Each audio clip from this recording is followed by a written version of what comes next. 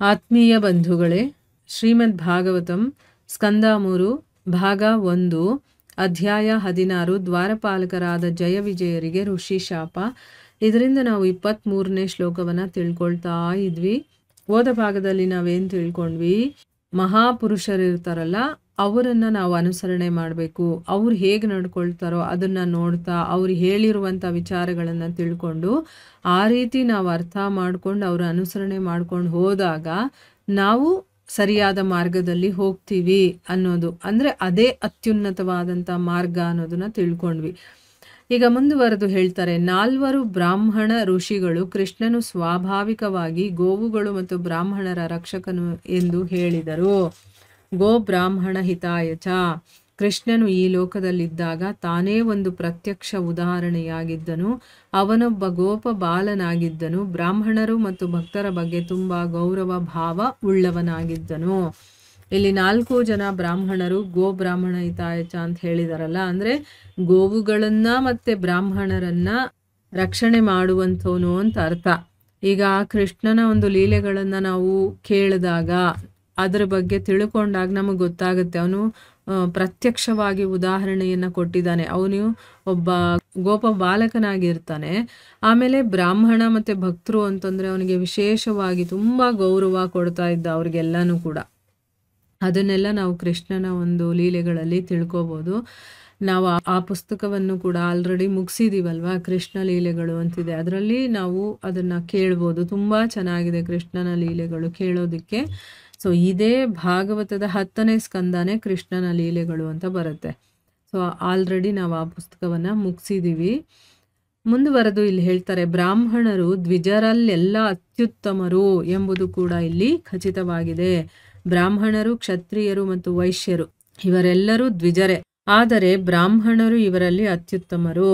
ಇಬ್ಬರ ನಡುವೆ ಕಾದಾಟ ನಡೆದಾಗ ಒಬ್ಬೊಬ್ಬನೂ ತನ್ನ ಶರೀರದ ಮೇಲು ಭಾಗವನ್ನು, ತಲೆ, ತೋಳುಗಳು ಮತ್ತು ಹೊಟ್ಟೆ ಇವುಗಳನ್ನು ರಕ್ಷಿಸಿಕೊಳ್ಳುತ್ತಾನೆ. ಹಾಗೆಯೇ ಮಾನವ ನಾಗರಿಕತೆಯ ನಿಜವಾದ ಮುನ್ನಡೆಯನ್ನು ಸಾಧಿಸಲು ಸಮಾಜ ಶರೀರದ ಅತ್ಯುತ್ತಮ ಭಾಗವಾದ ಎಂದರೆ ಬ್ರಾಹ್ಮಣರು, ಕ್ಷತ್ರಿಯರು ಮತ್ತು ವೈಶ್ಯರು ಇವರುಗಳಿಗೆ ವಿಶೇಷ ರಕ್ಷಣೆಯನ್ನು ಕೊಡಬೇಕು. ಶ್ರಮಿಕರ ರಕ್ಷಣೆಯನ್ನು ಉಪೇಕ್ಷಿಸಬಾರದು, ಆದರೆ ಮೇಲು ವರ್ಗಕ್ಕೆ ರಕ್ಷಣೆಯನ್ನು ಕೊಡಬೇಕು.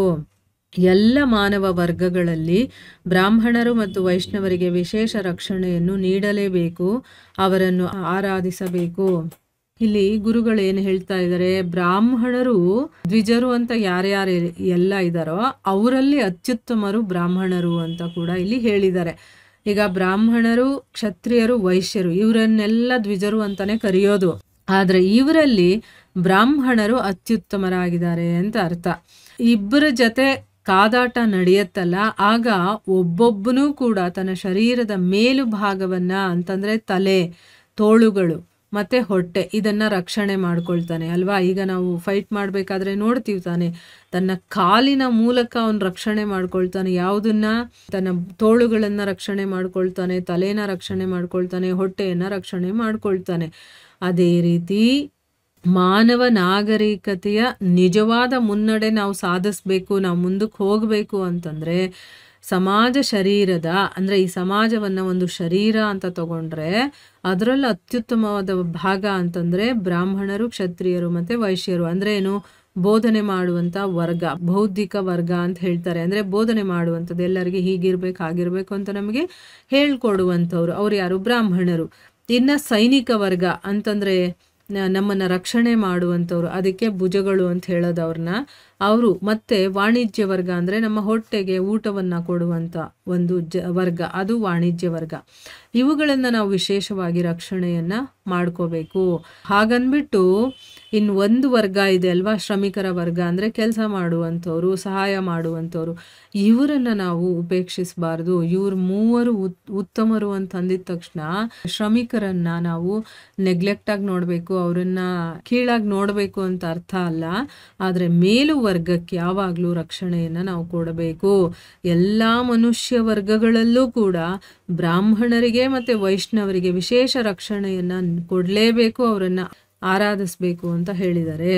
ಇಲ್ಲಿ ನೋಡಿ, ಆರಾಧನೆ ಅಂದರೆ ಏನು ಅಂತ ತಿಳ್ಕೊಬೇಕೀಗ. ಅವರಿಗೆ ರಕ್ಷಣೆ ನೀಡುವುದೆಂದರೆ ಭಗವಂತನಿಗೆ ಪೂಜೆಯನ್ನು ಸಲ್ಲಿಸಿದಂತೆ. ಅದು ಕೇವಲ ರಕ್ಷಣೆಯಲ್ಲ, ಅದೊಂದು ಕರ್ತವ್ಯ.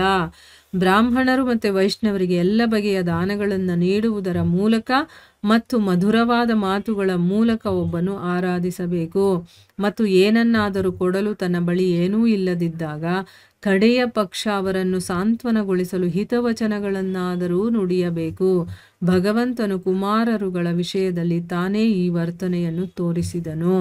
ಅಂದರೆ ಇಲ್ಲಿರುವಂಥ ಮನುಷ್ಯ ವರ್ಗದಲ್ಲಿ ಬ್ರಾಹ್ಮಣರು ಮತ್ತು ವೈಷ್ಣವರಿಗೆ ನಾವು ವಿಶೇಷವಾದಂಥ ರಕ್ಷಣೆಯನ್ನು ಕೊಡಬೇಕು, ಅವರನ್ನು ಆರಾಧಿಸಬೇಕು. ಅವ್ರಿಗೆ ರಕ್ಷಣೆ ಕೊಡೋದು ಅಂತಂದರೆ ಅರ್ಥ ಭಗವಂತನಿಗೆ ನಾವು ಸ್ವಯಂ ಪೂಜೆ ಮಾಡ್ತೀವಲ್ವಾ, ಅದಕ್ಕೆ ಸಮಾನವಾಗಿರುತ್ತೆ. ಅದು ಕೇವಲ ರಕ್ಷಣೆ ಅಲ್ಲ, ಅದೆಲ್ಲ ನಮ್ಮೆಲ್ಲರ ಕರ್ತವ್ಯ ಅದು ಅಂತ ಹೇಳ್ತಾ ಇದ್ದಾರೆ. ಬ್ರಾಹ್ಮಣರು ಮತ್ತು ವೈಷ್ಣವರಿಗೆ ಎಲ್ಲ ರೀತಿಯ ದಾನಗಳನ್ನು ಕೊಡಬೇಕು. ಯಾಕೆ ಅನ್ನೋದನ್ನು ತಿಳ್ಕೊಳ್ಳೋಣ. ಯಾಕೆ ಅಂದರೆ ಅವರು ಸದಾ ಭಗವಂತನ ಕಾರ್ಯಗಳಲ್ಲೇ ಮುಳುಗಿರ್ತಾರೆ. ಅವರಿಗೆ ತಮ್ಮ ಶರೀರ ಪೋಷಣೆಗೆ ಅಂತ ಸಪ್ರೇಟಾಗಿ ಹೋಗಿ ದುಡಿಯೋಕ್ಕೆ ಅವರಿಗೆ ಸಮಯ ಇರೋದಿಲ್ಲ. ಯಾಕೆಂದರೆ ಅವರು ಭಗವಂತನ ಸೇವೆಯಲ್ಲಿರ್ತಾರೆ. ಬೇರೆಯವರಿಗೆ ಆ ಭಗವಂತನ ವಿಚಾರಗಳನ್ನು ತಿಳಿಸೋದು, ಇಂಥ ಒಂದು ಕೆಲಸಗಳಲ್ಲಿ ಅವರು ಮುಳುಗಿರೋದ್ರಿಂದ ಅವರಿಗೆ ನಾವು ದಾನ ಕೊಡಬೇಕು, ಅವ್ರಿಗೆ ರಕ್ಷಣೆ ಕೊಡಬೇಕು. ಆಮೇಲೆ ಒಳ್ಳೆ ಮಾತುಗಳಿಂದ ಅವರನ್ನು ಆರಾಧಿಸಬೇಕು. ಅಥವಾ ನನ್ನ ಹತ್ರ ಏನೂ ಇಲ್ಲ ಕೊಡೋದಕ್ಕೆ ಅಂತಂದಾಗ ಕಡೆ ಪಕ್ಷ ನಾವು ಒಳ್ಳೆ ರೀತಿಯಲ್ಲಿ ಅವ್ರ ಹತ್ರ ನಡ್ಕೊಂಡು ಒಳ್ಳೆ ಮಾತುಗಳನ್ನು ಆಡ್ತೀವಲ್ವ, ಅದು ಕೂಡ ತುಂಬ ಒಳ್ಳೆಯದು. ಇಲ್ಲಿ ಭಗವಂತ ನೋಡಿ ಭಕ್ತರ ವಿಷಯದಲ್ಲಿ ಅಂದರೆ ಕುಮಾರರು ಅವರು ತಪ್ಪು ಮಾಡಿದ್ರು ಕೂಡ ಅವ್ರ ವಿಷಯದಲ್ಲಿ ಹೇಗೆ ಅವನು ನೋಡ್ಕೊಳ್ತಾ ಇದ್ದಾನೆ. ಅವನು ಬಂದು ಕೂಗಾಡ್ಬೋದಾಗಿತ್ತಲ್ವ, ನೀವ್ಯಾರು ಕೇಳೋದಕ್ಕೆ, ನನ್ನ ಒಂದು ಈ ಸಾಮ್ರಾಜ್ಯದಲ್ಲಿ ಇವರು ನನ್ನ ದ್ವಾರಪಾಲಕರು, ಅವ್ರು ಮಾಡಿರೋದ್ರಲ್ಲಿ ಏನು ತಪ್ಪಿಲ್ಲ, ಹಾಗೆ ಹೀಗೆ ನನ್ನ ದ್ವಾರಪಾಲಕರಿಗೆ ನೀವೇ ಶಾಪ ಕೊಡೋದು ಹಾಗೆ ಹೀಗೆ ಅಂತೇನಾದರೂ ಕೂಗಾಡೋದನ್ನ ಇಲ್ಲ. ನನ್ನ ಭಕ್ತರೇ ಒಬ್ರಿಗೊಬ್ರು ಈ ರೀತಿ ಆಗಿದೆ ಅಂದಾಗ ಬಂದು ಎಷ್ಟು ಸೌಜನ್ಯದಿಂದ ಮಾತಾಡ್ತಾ ಇದ್ದಾನೆ ಭಗವಂತ ಕುಮಾರರ ಹತ್ರ. ಅವರಿಬ್ರು ಗೊತ್ತಿಲ್ಲದೆ ತಪ್ಪು ಮಾಡಿಬಿಟ್ಟಿದ್ದಾರೆ. ಅವ್ರು ತಪ್ಪು ಮಾಡಿದ್ರು ನಾನು ತಪ್ಪು ಮಾಡಿದ್ರು ಒಂದೇ, ಅವ್ರು ಮಾಡಿರೋ ತಪ್ಪು ನಾನೇ ಮಾಡಿದಾಗ ಲೆಕ್ಕ ಅಂತಂದ್ಬಿಟ್ಟಲ್ಲಿ ಎಷ್ಟು ಸೌಮ್ಯವಾಗಿ ಅವ್ರ ಹತ್ರ ಮಾತಾಡ್ತಾ ಇದ್ದಾನೆ ಅಲ್ವಾ. ಆ ರೀತಿ ಇಲ್ಲಿ ಭಗವಂತ ಆ ವರ್ತನೆಯನ್ನು ಮಾಡಿ ತೋರಿಸ್ತಾ ಇದ್ದಾನೆ, ಈ ರೀತಿ ನಡ್ಕೋಬೇಕು ಅಂತ. ಆ ರೀತಿ ನಾವು ಫಾಲೋ ಮಾಡ್ಬೇಕು ಅದನ್ನು, ಆಯಿತಾ. ನಾಯಕರುಗಳು ಈ ವ್ಯವಸ್ಥೆಯನ್ನು ಜಾರಿಗೆ ತರದಿದ್ದರೆ ಮಾನವ ಕುಲವೇ ನಾಶವಾಗುತ್ತದೆ. ಭಗವದ್ಭಕ್ತರಾದ ಆಧ್ಯಾತ್ಮಿಕ ಜೀವನದಲ್ಲಿ ಮಹಾ ಕೌಶಲ್ಯವುಳ್ಳ ವ್ಯಕ್ತಿಗಳಿಗೆ ರಕ್ಷಣೆ ಮತ್ತು ವಿಶೇಷ ಸತ್ಕಾರಗಳಿಲ್ಲದಿದ್ದರೆ ಇಡೀ ಸಮಾಜ ನಾಶವಾಗುತ್ತದೆ. ಅಂದರೆ ಅರ್ಥ ಏನು, ಈಗ ಈ ಸಮಾಜದಲ್ಲಿ ಯಾರು ನಾಯಕರು ಅಂತ ಅನ್ನಿಸ್ಕೊಂಡಿದ್ದಾರೋ ಅವರು ಸರಿಯಾದ ರೀತಿಯಲ್ಲಿ ನಡ್ಕೊಂಡು ಅವರು ಆ ಮಾತುಗಳನ್ನು ಹೇಳಿದ್ರೆ ಬೇರೆಯವರು ಅದನ್ನು ಫಾಲೋ ಮಾಡ್ತಾರೆ. ಆ ಹೇಳೋನೇ ಇಲ್ಲ ಅಂತಂದರೆ ಮನುಷ್ಯ ಕುಲಾನೇ ನಾಶ ಆಗುತ್ತಲ್ವ. ಅದಕ್ಕೆ ಭಗವದ್ಭಕ್ತರಾದಂತಹ ಆಧ್ಯಾತ್ಮಿಕ ಜೀವನದಲ್ಲಿ ಮಹಾ ಕೌಶಲ್ಯ ಇರುವಂಥ ವ್ಯಕ್ತಿಗಳಿಗೆ ನಾವು ರಕ್ಷಣೆ ಮತ್ತು ವಿಶೇಷ ಸತ್ಕಾರವನ್ನು ಕೊಡಲಿಲ್ಲ ಅಂತಂದರೆ ಇಡೀ ಸಮಾಜನೇ ನಾಶ ಆಗಿಬಿಡುತ್ತೆ. ನಂಕ್ಷತಿ ಎಂಬ ಪದವು ಅಂತಹ ನಾಗರಿಕತೆಯು ಹಾಳಾಗುವುದನ್ನು ಮತ್ತು ನಾಶವಾಗುವುದನ್ನು ಸೂಚಿಸುತ್ತದೆ. ಇಲ್ಲಿ ಪುರಸ್ಕೃತವಾದ ನಾಗರಿಕತೆಯನ್ನು ದೇವಪಥ ಎಂದು ಕರೆಯಲಾಗಿದೆ. ದೇವತೆಗಳ ರಾಜಮಾರ್ಗ ಎಂಬುದು ಇದರ ಅರ್ಥ. ಅಂದರೆ ನಂಕ್ಷತಿ ಅನ್ನುವಂಥ ಪದ ಇದೆಯಲ್ಲ, ಅದು ಏನು ಅರ್ಥ ಅಂದರೆ ನಾಗರಿಕತೆ ಹಾಳಾಗುತ್ತೆ ಅಥವಾ ನಾಶ ಆಗುತ್ತೆ ಅನ್ನೋದನ್ನು ಇಲ್ಲಿ ಹೇಳ್ತಾರೆ.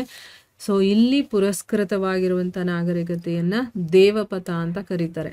ದೇವತೆಗಳ ರಾಜಮಾರ್ಗ ಅದು ಅಂತ ಹೇಳ್ತಾರೆ. ಅಂದರೆ ಅವ್ರು ನಡ್ಕೊಳ್ಳೋ ರೀತಿ ಅಂತ ಅರ್ಥ.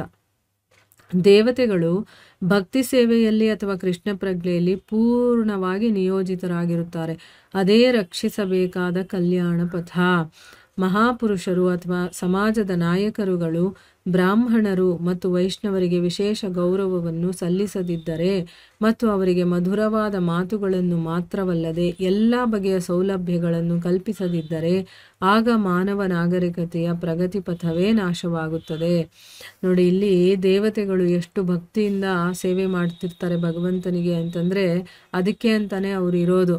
ಈಗ ಗಾಳಿ, ಮಳೆ, ಬೆಳೆ ಇದೆಲ್ಲ ಸಮಯಕ್ಕೆ ಬರ್ತಾ ಇದೆಯಲ್ವ, ಅದಕ್ಕೆ ಕಾರಣ ಅವರು ನಮಗೆ ಪ್ರತಿನಿತ್ಯ ಇದನ್ನು ಕೊಡ್ತಾ ಇರೋದ್ರಿಂದ. ಪ್ರತಿನಿತ್ಯ ಅಲ್ಲ, ಸದಾ. ನೋಡಿ, ಗಾಳಿ ಸದಾ ಇರಬೇಕು. ಆ ಸೇವೆಯನ್ನು ಅವರು ಮಾಡಲಿಲ್ಲ ಅಂತಂದರೆ ನಮಗೆ ಗಾಳಿನೇ ಸಿಗೋದಿಲ್ಲ. ಒಂದು ದಿವಸ ವಾಯುದೇವ ಇಲ್ಲ ನನಗಾಗೋದಿಲ್ಲ ಇವತ್ತು ಅಂತ ಅಂದ್ಬಿಟ್ಟು ರಜಾ ಹಾಕ್ಬಿಟ್ಟ ಅಂತ ಇಟ್ಕೊಳ್ಳಿ, ಎಲ್ಲರೂ ಸತ್ತು ಹೋಗಿರ್ತೀವಿ ಅಲ್ವಾ? ಗಾಳಿ ಸದಾ ಇರಬೇಕು. ಇನ್ನು ಬೆಳಕು ಪ್ರತಿನಿತ್ಯ ಅಂದರೆ ನಮಗೆ ನಿತ್ಯ ಅಂತ ಕಾಣಿಸುತ್ತೆ, ಆದರೆ ಸದಾ ಇರ್ತಾನೆ ಸೂರ್ಯ. ಇಲ್ಲಿ ನಮಗೆ ಕಾಣಿಸೋದಿಲ್ಲ ಅಷ್ಟೇ, ಇದರ ವಿರುದ್ಧ ದಿಕ್ಕಿನಲ್ಲಿ ಕಾಣಿಸ್ಕೊಂಡಿರ್ತಾನೆ ಅವನು, ಅಲ್ವಾ? ಆ ರೀತಿ ಒಂದು ಮಳೆ ಆಗಿರ್ಬೋದು, ಗಾಳಿ ಆಗಿರ್ಬೋದು, ನಮ್ಮ ಹೊಟ್ಟೆಯಲ್ಲಿದ್ದು ಜೀರ್ಣ ಮಾಡುವಂಥವನು ಕೂಡ ದೇವತೆನೇ ಅಲ್ವಾ? ಈ ರೀತಿ ಪ್ರತಿಯೊಂದು ಕೆಲಸವನ್ನು ಅವರು ಸದಾ ಮಾಡ್ತಾ ಇರ್ತಾರೆ. ಅವರು ಒಂದು ದಿವಸನೂ ತಪ್ಪಿಸೋದಿಲ್ಲ. ಯಾಕೆ? ಭಗವಂತ ನಮಗೆ ಕೊಟ್ಟಿರುವಂಥ ಜವಾಬ್ದಾರಿ ಅಂತ ತಿಳ್ಕೊಂಡು. ಈಗ ನಮಗೂ ಕೊಟ್ಟಿದ್ದಾನೆ ಜವಾಬ್ದಾರಿಗಳನ್ನು, ಆದರೆ ನಾವು ಅದನ್ನು ಸರಿಯಾಗಿ ಮಾಡ್ತಿದ್ದೀವ ಅಂತ ನಮ್ಮನ್ನು ನಾವೇ ಪ್ರಶ್ನೆ ಮಾಡಿಕೊಂಡಾಗ ನಮಗೆ ಗೊತ್ತಾಗತ್ತೆ.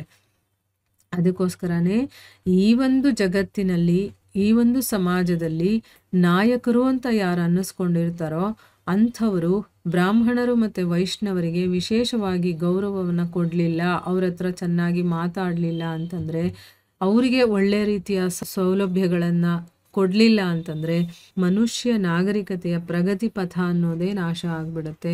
ಯಾಕೆ ಅಂತಂದರೆ ಅವ್ರು ನಮಗಾಗಿ ಭಗವಂತನ ಕೆಲಸಗಳನ್ನು ಮಾಡ್ತಿರ್ತಾರೆ ಅಲ್ವಾ? ಬೇರೆಯವರಿಗೆ ಹೇಳೋದು, ಧರ್ಮಗ್ರಂಥಗಳಲ್ಲಿ ಏನಿದೆಯೋ ಅದನ್ನೆಲ್ಲ ತಿಳ್ಕೊಂಡು ಅದನ್ನು ಹೇಗೆ ನಾವು ನಮ್ಮ ಜೀವನದಲ್ಲಿ ಅಳವಡಿಸ್ಕೊಳ್ಬೇಕು ಆ ವಿಷಯದ ಬಗ್ಗೆ ಎಲ್ಲ ನಮಗೆ ತಿಳುವಳಿಕೆಯನ್ನು ಕೊಡ್ತಿರ್ತಾರೆ. ಅಂಥವ್ರನ್ನು ರಕ್ಷಣೆ ಮಾಡುವಂಥ ಕೆಲಸ ನಮ್ಮದು. ಅವ್ರಿಗೇನೇನು ಬೇಕೋ ನೋಡಿಕೊಂಡು ಅವರ ರಕ್ಷಣೆಯನ್ನು ಮಾಡುವಂಥ ಕೆಲಸ ನಮ್ಮದಾಗಿರುತ್ತೆ. ಅದನ್ನು ಮಾಡಲಿಲ್ಲ ಅಂತಂದರೆ ಮನುಷ್ಯ ಸಮಾಜದ ನಾಗರಿಕತೆಯ ಪ್ರಗತಿ ಪಥ ಇದೆಯಲ್ಲ ಅದು ನಾಶ ಆಗುತ್ತೆ ಅಂತ ಇಲ್ಲಿ ಹೇಳ್ತಾ ಇದ್ದಾರೆ. ಭಗವಂತ ಸ್ವಯಂ ಇದನ್ನು ಬೋಧಿಸಲು ಇಚ್ಛಿಸಿದನು ಮತ್ತು ಆ ಕಾರಣಕ್ಕಾಗಿಯೇ ಕುಮಾರರನ್ನು ಅವನು ಅಷ್ಟು ಹೊಗಳಿದನು. ನೋಡಿ, ಇಲ್ಲಿ ಸ್ವತಃ ಭಗವಂತ ಇದನ್ನು ಬೋಧನೆ ಮಾಡಬೇಕು ಅಂತ ಇಷ್ಟಪಡ್ತಾನೆ. ಅದಕ್ಕೆ ಇಲ್ಲಿ ಕುಮಾರರನ್ನು ಅವನು ಹೊಗಳ್ತಾನೆ. ಅಂತಂದರೆ ಆ ಕುಮಾರರ ಬಗ್ಗೆ ಅವನು ಒಳ್ಳೆ ಸಾಫ್ಟ್ ಕಾರ್ನರ್ ಇಟ್ಕೊಂಡು ಮಾತಾಡ್ತಾ ಇದ್ದಾನೆ. ಅವ್ರು ತಪ್ಪು ಮಾಡಿದ್ರು ಕೂಡ ಇಲ್ಲಿ ಅವರ ಒಂದು ಮಹತ್ವ ಏನು ಅಂತ ತಿಳಿಸ್ಬೇಕಲ್ವಾ? ಅದಕ್ಕೋಸ್ಕರ ಇಲ್ಲಿ ಅವರಿಗೆ ಒಳ್ಳೆ ರೀತಿಯಲ್ಲಿ ಮಾತಾಡ್ತಾ ಇದ್ದಾನೆ. ಅಂದರೆ ಯಾರು ಬ್ರಾಹ್ಮಣರು ವೈಷ್ಣವರಾಗಿರ್ತಾರೋ ಅವ್ರಿಗೆ ನಾವು ಎಷ್ಟರ ಮಟ್ಟಿಗೆ ಗೌರವ ಕೊಡಬೇಕು ಅನ್ನೋದನ್ನು ತೋರಿಸೋದಕ್ಕೆ ಇಲ್ಲಿ ಭಗವಂತ ಈ ರೀತಿ ಮಾಡಿದ್ದಾನೆ ಅನ್ನೋದು ಇದರ ಅರ್ಥ. ಸೊ ಇಲ್ಲಿಗೆ ನಾವು ನಿಲ್ಲಿಸೋಣ. ಹರೇ ಕೃಷ್ಣ.